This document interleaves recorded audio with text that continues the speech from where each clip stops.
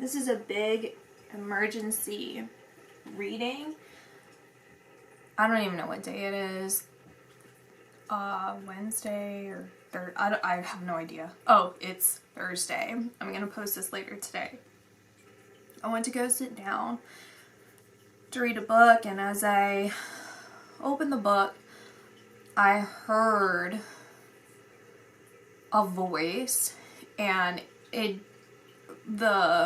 doesn't feel like male or female. It feels androgynous.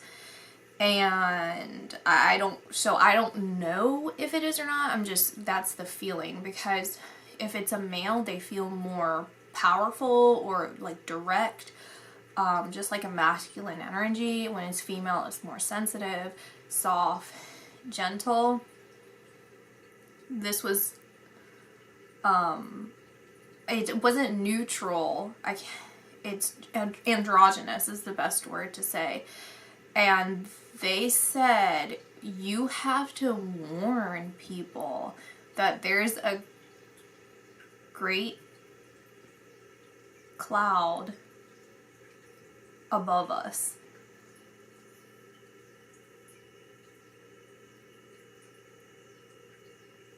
A dark cloud upon us. There's a great dark cloud upon us, but the way I'm saying it is above us. So not above them, above us, you and I, above the world, above the somewhere in the atmosphere. And what was going through my head was, first of all, when I hear voices, or if I hear something that I interpret into my own voice or language or whatever, I don't use words like upon. I don't think. I mean, if I do, I don't remember it, but that stood out to me because I thought that was, it's like outdated or ancient kind of language. Like the vernacular is not what we usually use in day-to-day language here, or at least you get what I'm saying. And so that stood out to me, and so I was asking why it was being worded that way. And who are you? Who are you saying this? I need to identify who you are before I'm going to pass this along. And it went still. So I got up and I was walking around. I ate a little snack and I'm thinking to myself, I need to figure out who this is. I feel panicked right now. I feel very panicked. And I said to this voice, I was trying to identify the gender, or like the energy, like the energy to try and pinpoint who this is or what the source is, even though I can feel that it's of a higher source. It's not anything masking as anything else or some sort of trickery, but they're not revealing themselves. It's like, this is the message, this is who I am. It's not important who I am or what the source is necessarily, just understanding I'm of higher authority and this needs to be passed along. And I was saying to myself, being panicked is not a positive feeling. That's not a good feeling. That I associate that with evil in a lot of ways. That's fear. It's not faith. And they said it's urgency. You need to be panicked. And I said that basically I just said, so I said that to them, and they were saying, you just need to say it. Like, you need to say it that way, and that whoever this message is for, the people, because it's many people, it's not just one particular person, the many people that this is for will understand when the time comes, because it's now. It's like the age is now. The time is now. That we need to be panicked, but it's panicked in the sense of urgency. We need to take urgent action now. whatever that means. And there's a dark cloud, and I see it like if you were to look, if you had a bird's eye view of the world and you can see the different clouds, the cloud coverage over different parts of the world, the clouds look clear, right? It doesn't matter if it's a storm or what, it looks white. This looks dark, like a dark gray. Like how that's turning. That's what it looks like. Those colors in there. Like fluctuations of dark gray, darkness. That's exactly what that looks like, minus the light. And it's on a concentrated area.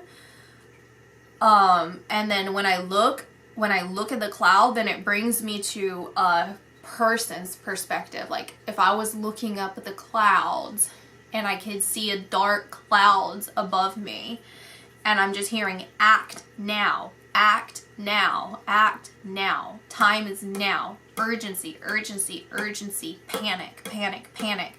But the panic that I'm feeling is not, like, it coincides basically with what they're saying, which is like, it's not a place of fear and hopelessness. It's, this is what's going on.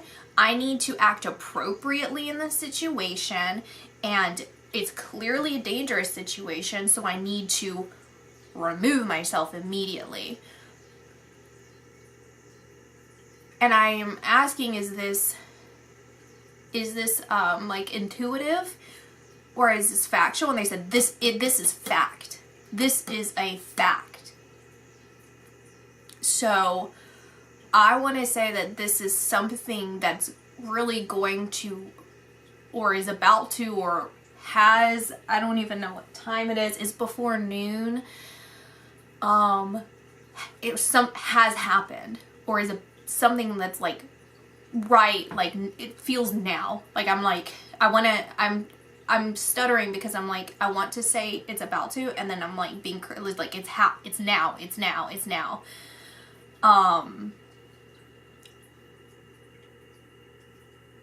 Okay, so I'm asking, do I stop the video now and just go ahead and post this, or do I continue on to the second part that I feel called to?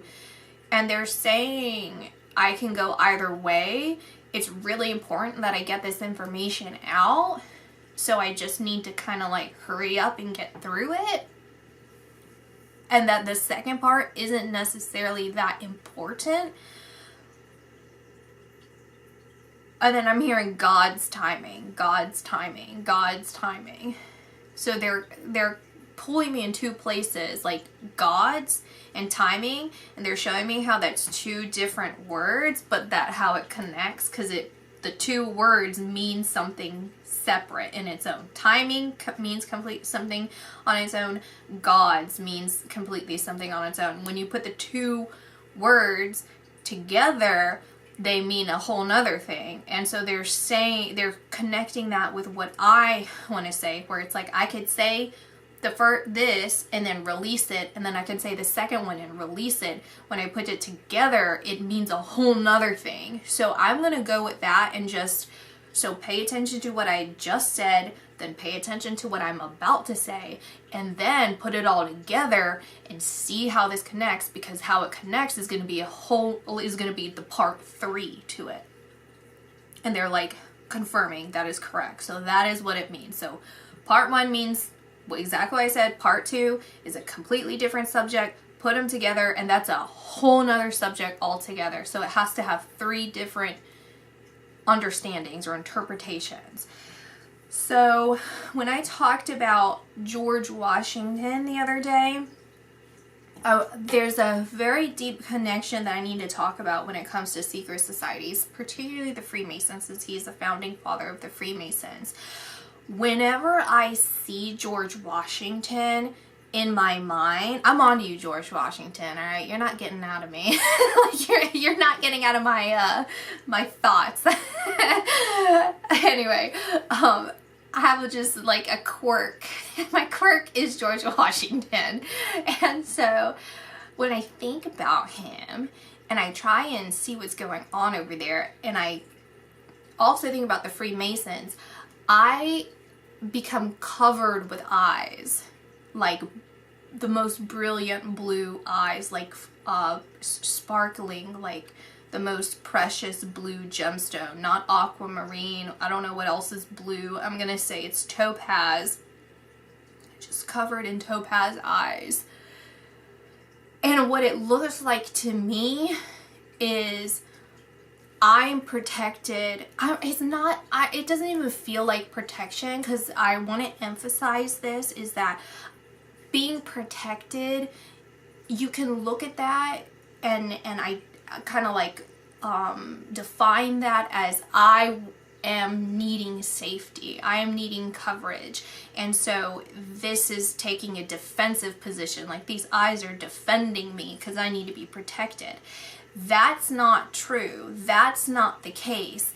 These eyes, and it's like that ever-bearing, ever-strong faith that is the shield that doesn't need protection. It doesn't need to repel anything, because it's so powerful and divine in its core, in itself, that anything that even it touches it just dissolves into dust. It's nothing. So the way that I look when I'm really looking into George Washington, really looking into Freemasonry or these other secret societies that are offsets, and Freemasonry's an offset of some other ones, but anyway, I digress. You get the point. I'll just kind of call it whatever, but you're on the same page as me. Now, I am in the middle of a bunch of blue, brilliantly bejeweled eyes. They're all blue, and George Washington, and there's another person that I've talked about I don't even know if I've ever, okay, I'm not gonna say who it is. I will never say who it is. I have done a personal reading on this person who has passed away, but they are very, very, very, very evil. They are not a public figure. They were at the time. They're associated with a lot of people, but they're not someone that, like, off the cuff you would just kind of know. The vast majority of you.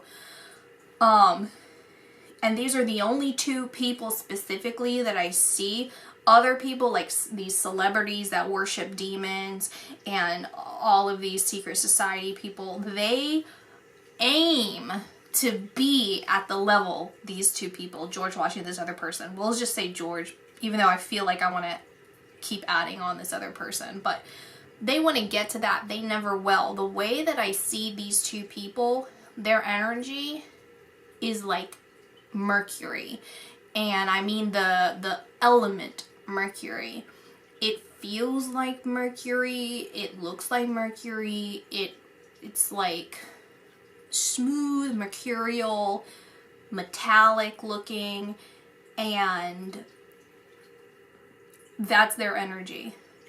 And that is like pure evil. Where they're able to actually balance between worlds, where it's like Antichrist, honestly, is kind of how I feel, because the way that I feel about these eyes that are surrounding me, that is true Christ consciousness, or like, that feels like heavenly presence. It feels like the source. It feels like the gates of heaven. And when I say that, I don't mean that in just the Christian sense. I mean in every religious aspect of what heaven is what I am experiencing. And I'm surrounded by this, and this other energy, like the George Washington and this mercurial energy, element, it's not even an energy, it's an element that they exist as, is trying to get through. It's like, I'm trying to be that. I'm like, I want to emulate these topaz eyes, this but I can never do that. But I'm right outside of the gates. I'm right outside of it. And like the way that I see this, that's like reality. Like, it's not even just my vision trying to tell me something that is supposed to, like, I'm supposed to interpret that. Like, that looks like that's real. Like, that's the reality of it.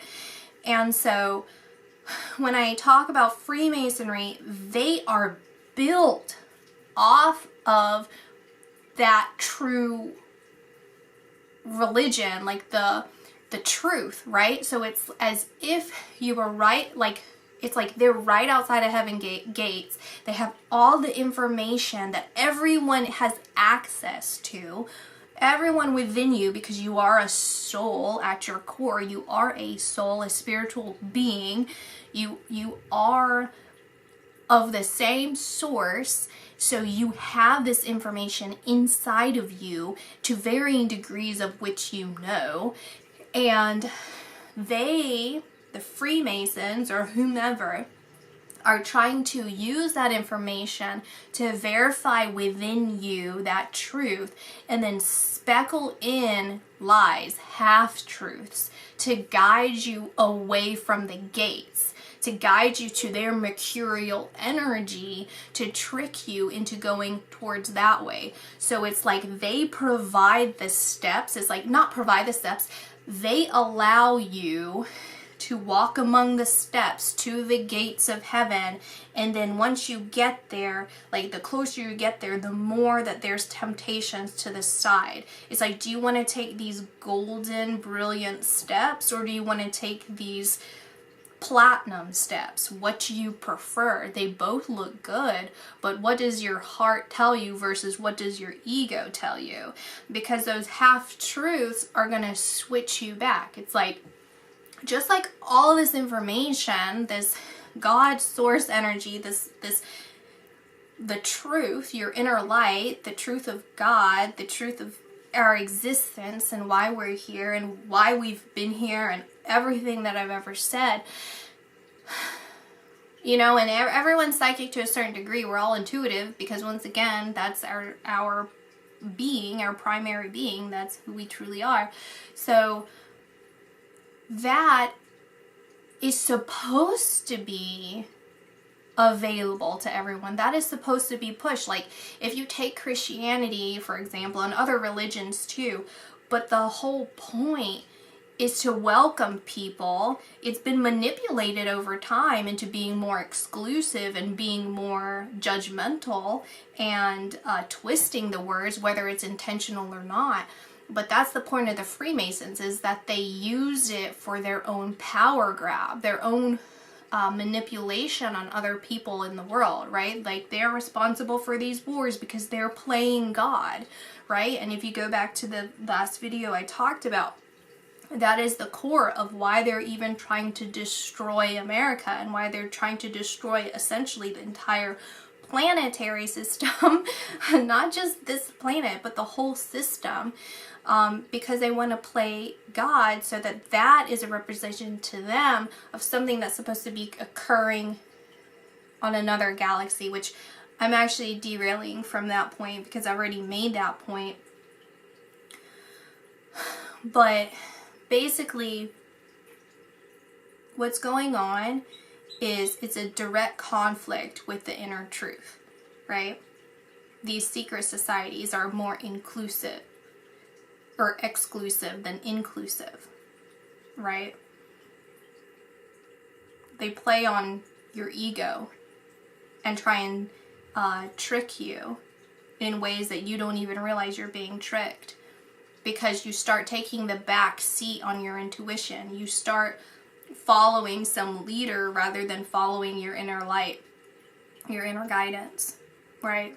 You kind of like allow someone to be that voice of reason when the voice of information and reason has already been projected onto religious texts. You don't need a secret society that goes directly against God's word. So, that's what I wanted to emphasize, because it's especially those eyes. It's very important. And the mercurial nature and energy to this guy and these people, and what that looks like is something that I feel pulled to tell you guys today. So that's everything. I'll talk to you guys later. Bye.